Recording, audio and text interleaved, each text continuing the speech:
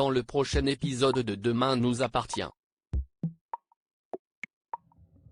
Timothée comprend que Lola cherche à lui envoyer un message codé, Betty se joue de Victor Brunet, et Martin se décide à ignorer Victoire pour la faire réagir.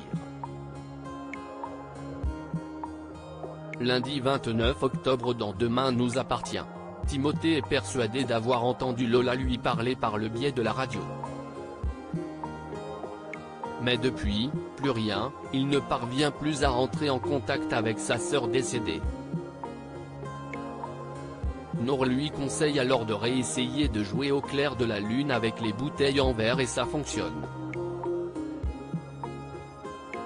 La radio se met à nouveau à fonctionner et à émettre des sons, mais ce n'est pas la mélodie habituelle.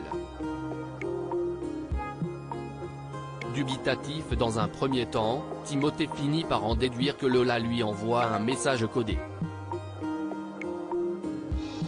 Ils ont besoin de davantage de bouteilles. 26 précisément, pour les 26 lettres de l'alphabet. Chaque bouteille représentera une note, et chaque note une lettre. En parallèle, Bilal, Victor Brunet, et Carla se rendent au commissariat en pensant que Nour et Timothée ont été retrouvés. Mais les renseignements qu'ils ont eus sont mauvais. Les deux ados en fugue retrouvés ce matin ne sont pas leurs enfants. Victor et Carla s'énervent contre Georges, ils ne supportent pas l'incompétence dont fait preuve la police dans cette affaire. Alors que Bilal tente de calmer les choses, Victor se sent mal et fait un malaise. La disparition de son fils commence vraiment à devenir insoutenable pour lui.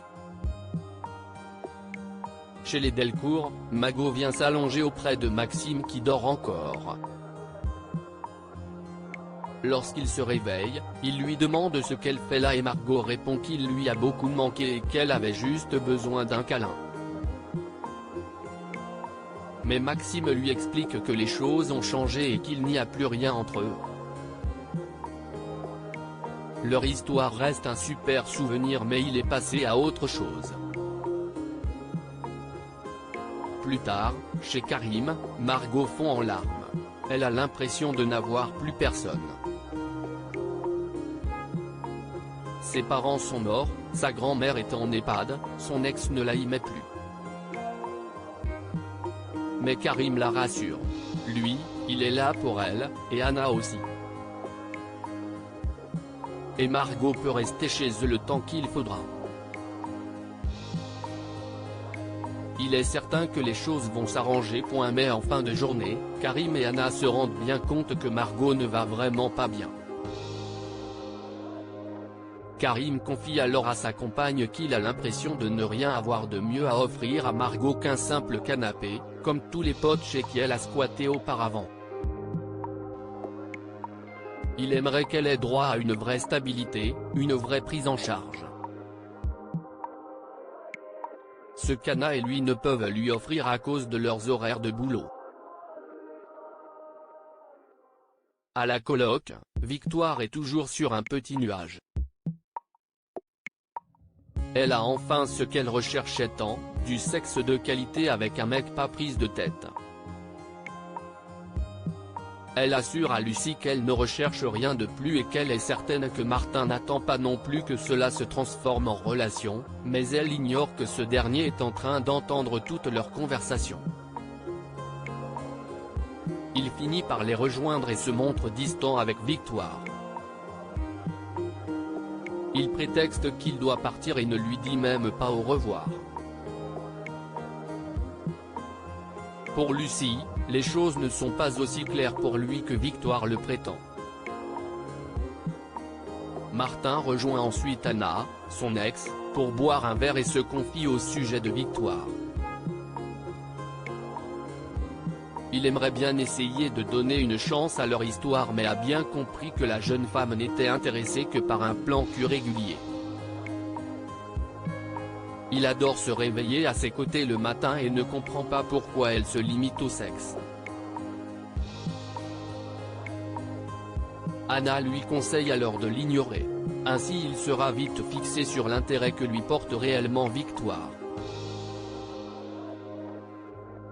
Et cela semble porter ses fruits rapidement puisqu'un peu plus tard Victoire s'énerve après avoir reçu un SMS de Martin qui lui annonce qu'ils ne pourront pas se voir ce soir car il avait oublié qu'il devait voir des amis. Elle trouve qu'il aurait au moins pu trouver une vraie excuse. Lucie lui fait remarquer qu'elle n'attend que du sexe de sa part mais aimerait qu'il se comporte comme son petit ami, ce n'est pas logique. Au Spoon, le soir venu, Victoire, Lucie, et Georges se retrouvent pour boire un verre. Martin, qui passe par là, les salue mais ne calcule pas le moins du monde Victoire, qui le prend très mal. La jeune médecin finit donc par le confronter et lui avoue qu'elle n'a pas aimé la façon dont il l'a traité dernièrement. Ça tombe bien car Martin n'aime pas non plus la manière dont elle le balade. Elle est trop contradictoire. Victoire lui raconte alors qu'elle a besoin de légèreté car le dernier homme qu'elle a aimé est tombé dans le coma. Martin est désolé de l'apprendre et semble finalement, prêt, pour l'instant, à s'adapter aux envies de Victoire. Dans les termes, Timothée tâche son pull en réunissant les bouteilles dont il a besoin. Ne supportant pas les changements ou les imprévus, il se met alors à faire une crise, et Nord et Betty ne savent pas trop comment réagir. Mais elles finissent par avoir une idée.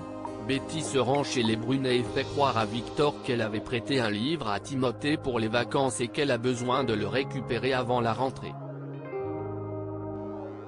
Il l'accompagne dans la chambre de son fils et Betty profite d'un coup de fil reçu par Victor pour subtiliser un pull de rechange dans l'un des placards de Timothée, ni vu ni connu. Elle rapporte le pull au terme et Timothée ne perd pas de temps pour remettre son plan à exécution et essayer d'entrer à nouveau en contact avec sa sœur. Étant donné qu'elle possède l'oreille absolue, Betty se révèle d'une aide précieuse pour Timothée. Ensemble, ils finissent par déchiffrer le message de Lola, Halloween cimetière. Timothée comprend alors que sa sœur lui donne rendez-vous au cimetière le soir d'Halloween.